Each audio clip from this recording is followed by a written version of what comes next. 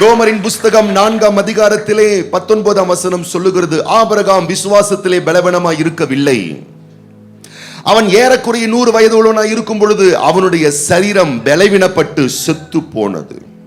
அவனுடைய மனைவியாகிய சாராளுடைய கர்ப்பமும் பலவீனப்பட்டு நொந்து போய் செத்து போனது.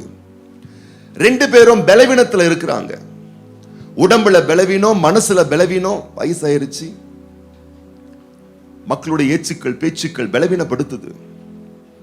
காசு இருந்து பணம் இருந்து என்னங்க சுகம், பிள்ளை இல்லையே, அவனுக்கு வாரிசு இல்லையேன்னு மக்கள் பேசக்கூடிய வார்த்தைகள் அவர்களை இந்த நாட்கள்லாம் கூட பரவாயில்ல நினைக்கிறேன். அந்த நாட்கள்ல நோண்டி நுங்கெடுத்திருக்கக்கூடிய மக்கள், அப்படிப்பட்ட ஒரு கலாச்சாரம் பாருங்க. வியாகுலப்படுத்தி, வேதனைப்படுத்தி, துக்கப்படுத்தி, துயரப்படுத்தி, பல வகையான சங்கட வார்த்தைகளை பேசி ஆபிரகாமும் அவன் மனைவியும் பலவீனர்களாய், சரீரம் செத்தவர்களாய் காணப்படுகிறார்கள். இவன் என்ன செய்தானாம், எதை செய்தானாம்? 20ஆம் வசனம், தேவனுடைய வாக்கு தத்தத்தை குறித்து அவன் அவிசுவாசமாய், சந்தேகப்படாமல். சரீரம் பலவீனமா இருக்கா, ஓகே. கர்ப்பம் பலவீனமா இருக்கா, ஓகே. எல்லாம் பலவீனமா இருக்கா, ஓகே. ஆனா ஃபெய்த் மட்டும் பலவீனம் ஆயிடக்கூடாது. ஃபெய்த் பலவீனம் ஆயிடுச்சுன்னா எல்லாமே பலவீனமானது போல. ஃபெய்த் பலமுள்ளதா இருந்துச்சுன்னா எதெல்லாம் பலவீனம் ஆச்சோ அதெல்லாம் பலமுள்ளதாய் மாறினது போல. அடுத்தடுத்து வாக்குகள் சொல்லுகிறது. 21, தேவன் வாக்கு தத்தம் பண்ணினதை நிறைவேற்ற வல்லவராய் இருக்கிறார் என்று முழு நிச்சயமாய் நம்பி தேவனை மகிமைப்படுத்தி விசுவாசத்திலே வல்லவன் ஆனான். பலவீனமானவன் எப்படி இப்ப பவர்ஃபுல்லா மாறுறான்? எப்படி சாத்தியமாயிற்று? சிம்பிள் விஷயம், சிம்பிளான ஒரு விஷயம், ரொம்ப எளிமையான ஒரு விஷயம். சரீரம் செத்து போச்சு, கர்ப்பம் செத்து போச்சு, அது இல்ல இது இல்ல, 1008 பலவீனம் இருக்கு. ஆனா வாயில அவன் அதை பத்தி பேசவே இல்லை, சிந்தையில் அதை பத்தி அவன் நினைக்கவே இல்லை. அவன் என்ன பண்ணானா, தேவனை மகிமைப்படுத்துகிறான். கர்த்தரின் பலனாய் இருக்கிறார். கர்த்தர் என் மனைவிக்கு ஒரு ஆசீர்வாதமான பிள்ளை பாக்கியத்தை தருவார்.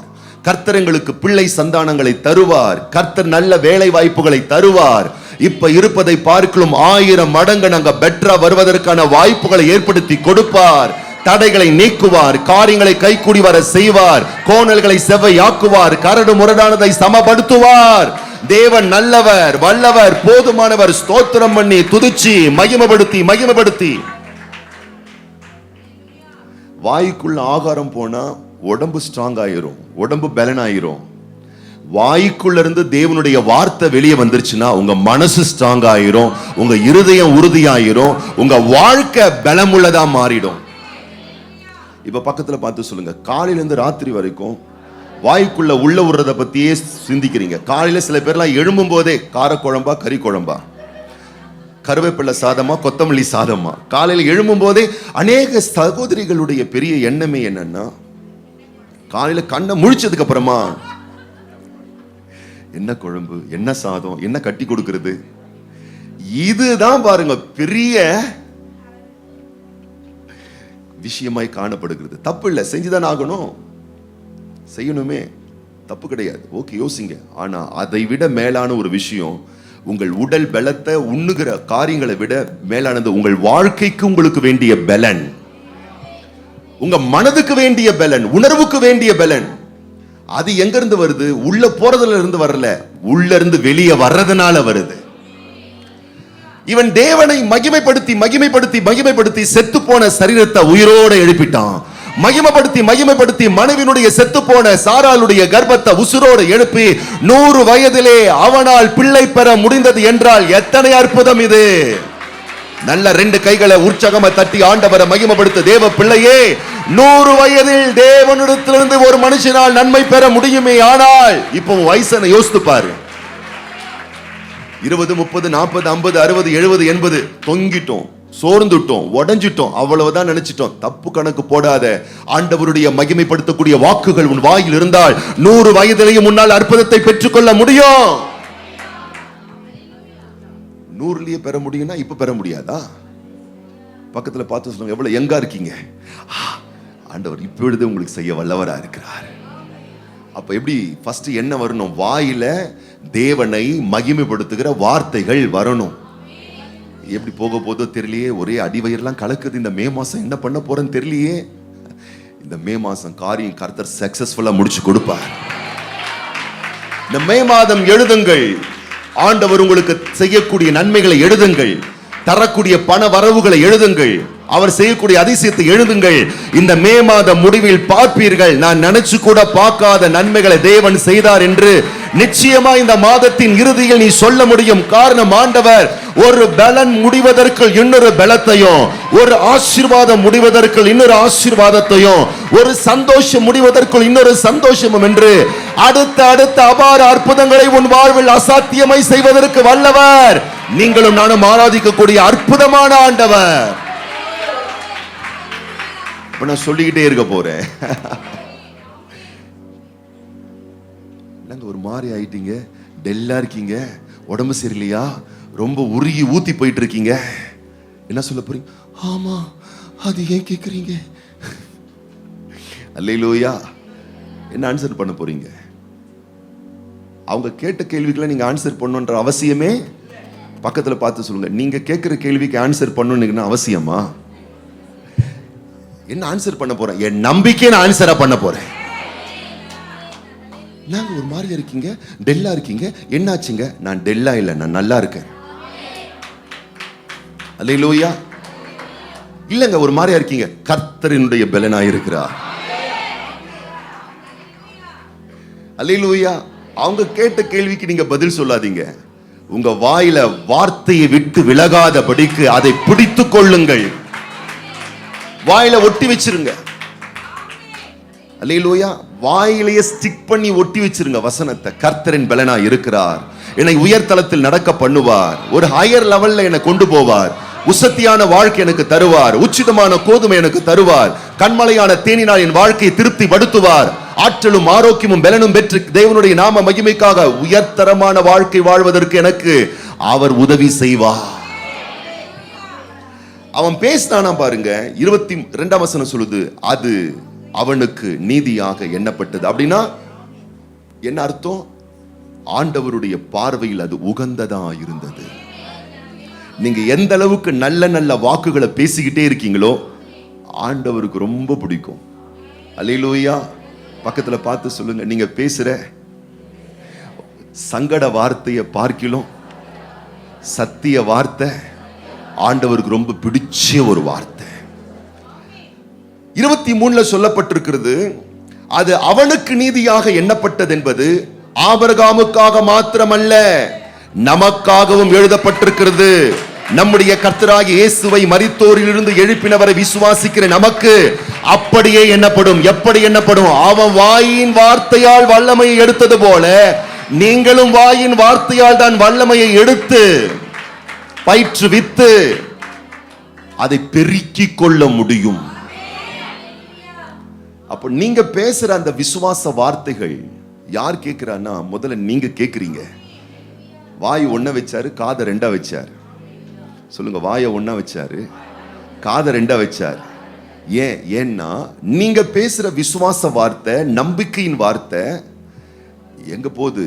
அது மிஸ் ஆகாது பாருங்க, கரெக்டா உங்களுக்குள்ள போகுது. இது காதல போது நினைக்காதீங்க. உன்னுடைய காதில் செல்லுகிற இந்த வார்த்தை உன் வாழ்க்கைக்குள்ளேயே சென்று உனக்குள்ள ஒரு மறுரூபத்தை ஏற்படுத்துது. ரோமரி நாக்கியோன் 10ஆம் அதிகாரம் 17ஆம் வசனத்தில் சொல்லுகிறார், விசுவாசம் அதாவது வெற்றி கேட்கறதுனால வருதா. அல்லேலூயா. எதை கேட்கறதுனால வருது? கண்டதை கேட்டுட்டு இருக்கிறதுனால அல்ல, வசனத்தை, வார்த்தைய.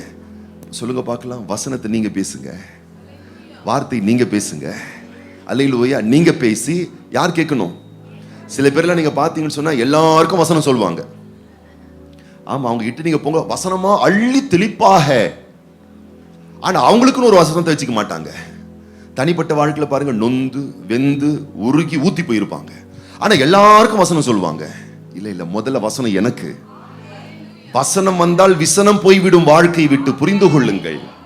அப்போ வசனம் எப்படி, விசுவாசம் எப்படி அது கிரியை செய்து விசுவாசத்தின் மூலம் மகிமை வருகிறது? கேட்கறதுனால. வசனத்தை கேட்கணும். அல்லேலூயா. அப்ப இன்னைக்கு ஸ்டார்ட் பண்ணிருங்க. கர்த்தரின் கால்களை மான்களுடைய கால்களை, கால்கள் கால்கள் கால்கள்னா ஒருவேளை இந்த கால் உண்மையாவே பலவீனமா இருந்தா இந்த காலையும் பலப்படுத்துவாரு. கால்கள் என்பது வாழ்வின் ஆதாரங்கள். என்னென்ன ஆதாரம் ஆடி போயிருக்கிறோம் அத்தனை ஆதாரங்களை ஆண்டவர் உறுதிப்படுத்துகிறார், வலிமைப்படுத்துகிறார், வல்லமையாக்குகிறார். உயர்ந்த ஸ்தானத்தில் என்னை கொண்டு வந்து வைப்பார். இது முடிவு அல்ல, இது நிரந்தரம் அல்ல. இதை பார்க்கிலும் மேலானவைகளை தேவன் நமக்காக ஏற்படுத்தி வைத்திருக்கிறார். வாயின் வாக்குகளும் வாயின் வாசகங்களும் எத்தனை அற்புதமானது என்பதை சற்று நீங்கள் உள்வாங்க வேண்டும் பிரியமான பிள்ளைகளே. நீதிமொழிகளின் புஸ்தகம் 12ஆம் அதிகாரம் 14ஆம் வசனத்திலே சொல்லப்பட்டிருக்கிறது, அந்தந்த மனிதன் பேசக்கூடிய அவனுடைய வாயின் வார்த்தையினாலே அவனுடைய வாழ்க்கை திருப்தி அடைகிறது. அவனவன் கையின் கிரியைக்கு பலனுக்கு தக்கதாக அவனவனுக்கு கிடைக்கிறது. வசனம் என்ன சொல்லுகிறது? நீ கிரியை செஞ்சினா அந்த கிரியை செய்ததனுடைய பலனை பெறுவ. ஆனா வாயில நீ ஒரு காரிய கிரியை நீ செஞ்சினா பலனை பெறுவதல்ல, திருப்தியான ஒரு இடத்துக்கு நீ வருவ. சில பேர் பாருங்க, சம்பளத்தை வேலை செய்வாங்க, சேலரி வரும். எத்தனை பேர் சேலரியில சாட்டிஸ்ஃபேக்ஷனா திருப்தியா இருக்கீங்க? பத்தல, 10ஆம் தேதி வரைக்கும் தாண்ட மாட்டுது. ஆனா நான் சொல்றேன், உங்க வருமானம் திருப்தியை கொடுக்கணுமா? உங்க வாழ்க்கை உங்களுக்கு திருப்தியை கொடுக்கணுமா? உங்களுடைய குடும்ப நல்வாழ்வு, உங்களுடைய ஜீவியம் உங்களுக்கு திருப்தியை கொடுக்கணுமா? அது வாயின் பலனால் மாத்திரமே சாத்தியமானது. அப்போ கையில வச்சிட்டு இருக்கிறது வச்சு உங்க லைஃப்ல நீங்க திருப்தியா வாழ்ந்துட முடியாது. வாயில வரக்கூடிய வார்த்தையினால், வசனத்தினால் தான் உங்கள் வாழ்வில் திருப்தியான லைஃப் உங்களுக்கு சாத்தியமாகும். கையில நீங்க ஒரு 5000, 10,000, 20,000, ஒரு 40, 50 வாங்கலாம், பத்தாம போகலாம். ஆனா சொல்லணும், வாங்கினதுக்கு அப்புறமா 5 அப்போ 2 மீனை பிளஸ் பண்ணி 1000 பேரை போஷிக்க வச்ச ஆண்டவர் எனக்கு இந்த மாசம் கொடுத்த இந்த வருமானத்தை வச்சு என்னுடைய 1000 தேவைகளை சந்தித்து மீதம் எடுக்கக்கூடிய அளவுக்கு கர்த்தரனை ஆசீர்வதிப்பாருன்னு உன் சம்பளத்தை கையில எடுத்து நம்பிக்கைகளை, அறிக்கைகளை நீ செலுத்தி பாரு. அந்த மாதம் உன்னுடைய திருப்தியான மாதமா மாறும். இது என்னத்தை வாங்கி இஎம்ஐ கட்டி லோனை கட்டி லோன் இந்த மாசம் ஃபுல்லா அலைய வேண்டியது. சொல்லி பாருங்க, அந்த மாசம்லாம் நாய்ப்படாத பாடு. வாங்கின உடனே ஒரு உற்சாகம், கர்த்தாவே உமக்கு ஸ்தோத்திரம், அல்லேலூயா, நீர் இதை பெருக பண்ணுவீர், விருத்தி அடைய பண்ணுவீர், என் தேவைகள் எல்லாம் சந்திக்கப்படுவதற்கு நீர் உதவியா இருப்பீர். கர்த்தர் போஷிப்பார், இதை கொண்டு பெரிய காரியம் செய்வார். ஒரு சின்ன கூழாங்கல்ல வச்சு தேசத்துக்கு ரட்சிப்பை கொடுத்த ஆண்டவர் இந்த தொகையை வச்சு என் வாழ்க்கையை திருப்தியான வாழ்க்கையை மாற்றுவார். வாயின் பலன் உனக்கு மிகப்பெரிய திருப்தியை ஏற்படுத்தி கொடுக்கும். 18ஆம் வசனம், பட்டய குத்துக்கள் போல் பேசுகிறவர்கள் உண்டு, ஞானம் உள்ளவர்களின் நாவோ ஔஷதம். தேவ பிள்ளையே, குத்துற மாதிரி பேசுறதை நிறுத்துங்க. சில பேர் மத்தவங்க கிட்ட பேசும்போதே மத்தவங்களை குத்துற மாதிரியே பேசுவாங்க. சில பேர் தங்களையே குத்திக்கிற மாதிரி பேசுவாங்க. நான் பாரு எப்படி இருக்கிறேன், என் வாழ்க்கை பாரு, எனக்கு எதுவுமே சரியில்லை. ஒண்ணு மத்தவங்களை குத்துவாங்க, இல்ல தன்னை குத்திப்பாங்க. இது காயப்படுத்துகிற வார்த்தை. நான் சொல்றேன், இந்த குத்துற வார்த்தையை தூக்கி போட்டுட்டு உயர்த்துற வார்த்தையை தூக்கி வாயில வைங்க. கர்த்தர் பாருங்கள ஒரு அற்புதம் செய்ய போறாரு. அப்படி 4 பேருக்கு சொல்றதுல உங்க மைண்டுக்கே நீங்க சொல்லுங்க. ஆமா, அல்லேலூயா. சைமனுக்கு சைமனே ஒரு தீர்க்க தரிசனம் சொல்லணும். இப்ப நீங்க சொல்லுங்க பார்க்கலாம். உங்க பேரை சொல்லி சொல்லுங்க பார்க்கலாம். அப்ப நீங்க என்ன பண்ணணும்? நீங்க நல்வார்த்தையை பேசுனீங்கன்னா அது மருந்து. பக்கத்துல பார்த்து சொல்லு, மாசம் மெடிக்கல் ஷாப்புக்கு உன் கையில் இருக்கக்கூடிய காசு போகாம இருக்கணும்னா மருந்து இங்க வருது. மருந்து எங்க இருக்கு? ஔஷதம் வர வார்த்தையை பொறுத்து இருக்கு. குத்துற வார்த்தையா இருந்தா மெடிக்கல் ஷாப் தான், சந்தேகமே இல்லை. ஆனா காயத்தை கட்டுற வார்த்தை, சுகம் உண்டாக்குற வார்த்தை, நம்பிக்கையின் வார்த்தை, உயிர்ப்பிக்கிற வார்த்தை, ஆறுதலின் வார்த்தை, விசுவாச வார்த்தை, சத்திய வார்த்தை, ஔஷதம், மருந்து. சத்தமா சொல்லுங்க, மருந்து. 19, சத்திய உதடு என்றும் நிலைத்திருக்கும், பொய்னாவோ ஒரு நிமிஷம் மாத்திரம் இருக்கும். அப்படின்னா கர்த்தருடைய வார்த்தை என்ன சொல்லுது? உண்மையை பேசுவதை நிறுத்தி சத்தியத்தை பேசுங்கள். எத்தனை பேர் ஆமென் சொல்றீங்க? பக்கத்துல பார்த்து கேளுங்க, போன வாரம் தலைவலி வந்துச்சா, வயிற்று வலி வந்துச்சா, இந்த 4 மாசத்துல என்னென்ன வலி வந்துச்சு? எல்லாமே உண்மை. ஆனா இப்ப இருக்கா? இல்ல. ஏன்? உண்மை மாறும், ஆனா சத்தியம் மாறவே மாறாது. சத்தியம் என்ன சொல்லுகிறது? நீ பலவான், நீ சுகமானாய், இயேசுவின் தழும்புகளால் குணமானாய்.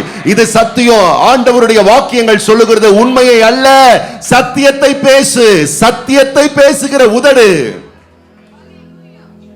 நிலைத்திருக்கும். அப்ப எதை பேச போறீங்க? வசனத்தை பேசுங்க, வார்த்தையை பேசுங்க. பிள்ளைங்க வாழ்க்கை சரியில்லையா, அதையே சொல்லிட்டு இருக்காதீங்க. பிள்ளைகளுடைய சமாதானம் பெரிதா இருக்கும். மாற்றம் உண்டாகும், ஏற்றம் உண்டாகும், மறுரூபம் உண்டாகும். நான் தொட்டதெல்லாம் துலங்க மாட்டேங்குது, நான் எதை செஞ்சாலும் வாய்க்க மாட்டேது, அதையே பேசிக்கிட்டு இருக்காதீங்க. இல்ல, நான் செய்வதை கர்த்தர் வாய்க்க பண்ணுவார். இது சத்தியம், இது மாறாது. இன்னைக்கு இப்படி இருக்கலாம், சத்திய உதடுகள் என்றென்றைக்கும் நிலைக்கும். சத்தியத்தை பேச பேச வாழ்க்கையில தரமான மாற்றத்தை நீங்கள் காண்பீர்கள். 25 சொல்லப்பட்டிருக்கிறது, மனுஷனுடைய இருதயத்தில் உள்ள கவலை அவன் வாழ்க்கையை ஒடுக்கும். இதயத்துல கவலையை வைக்காம நல்ல நல்ல வார்த்தையை வைத்தால் வாழ்க்கை கொண்டாட்டமா மாறும். இதயத்தில் என்ன பதிவுகளை நீங்கள் வைக்க போகிறீர்கள்? கவலை, சோர்வு, பயம், அதை வைக்கிறது இல்லை, நல்ல நல்ல வார்த்தைகளை. இந்த மாசம் வசன பொறுக்கிகளா மாறணும். நான் ஏதோ தப்பா சொல்ற மாதிரி தெரியுது. ஆமா, நான் குப்பை பொறுக்கியா சொன்னேன்? வசன பொறுக்கி அப்படின்னு அர்த்தம். வசனத்தை ஆராய்ந்து ஆராய்ந்து மொத்தமா எடுத்து எழுதி அண்டர்லைன் பண்ணி அதை உருட்டி சுருட்டி வாயில வச்சு அதை உருட்டி தள்ளி மீண்டும் பேசி சொல்லி அறிக்கை செஞ்சு பாரு தேவ பிள்ளை. இந்த சத்தியத்தை பேசுகிற உன் வாழ்க்கை நிலைத்திருக்கும், உறுதியா இருக்கும். உன்னை சுற்றிலும் 1000 பேர் இருக்கலாம், ஆனால் நீ ஒரு யூனிக் பர்சனா, தனித்தன்மை வாய்ந்த ஒரு நபரா. தேவனுடைய வாக்கியம் உன்னை உசத்தியாய் நிறுத்தி உன் வாழ்க்கையை அலங்காரப்படுத்தும். ஆபகுக் சொல்லுகிறான், ஒரே நஷ்டம், கஷ்டம், வருத்தம், இதுதான் அவர் பேசிக்கிட்டு இருக்காரு. ஆனா கடைசியில் ஒரு தீர்மானம் பண்ணிட்டாரு, இதையே பேசிட்டு இருந்தா வாழ்க்கை சரிப்பட்டு வராது. வார்த்தையை மாத்துறாரு. என்ன மாத்துறாரு? கர்த்தரின் கால்களை மான்களுடைய கால்களை போல மாற பண்ணுவார். கர்த்தரினுடைய பலனா இருக்கிறார். அவர் என்னை ஹையர் லெவல்ல, ஹையர் பிளேஸ்ல, அற்புதமான உயர் தளத்துல என் லைஃப் ஸ்டைலை ஆண்டவர் கொண்டு வருவாரு. என் வாழ்க்கை இப்பொழுது இருப்பதை பார்க்கிலும் 1000 மடங்கு அபார ஆசீர்வாதம் பெற்றிருக்கும்.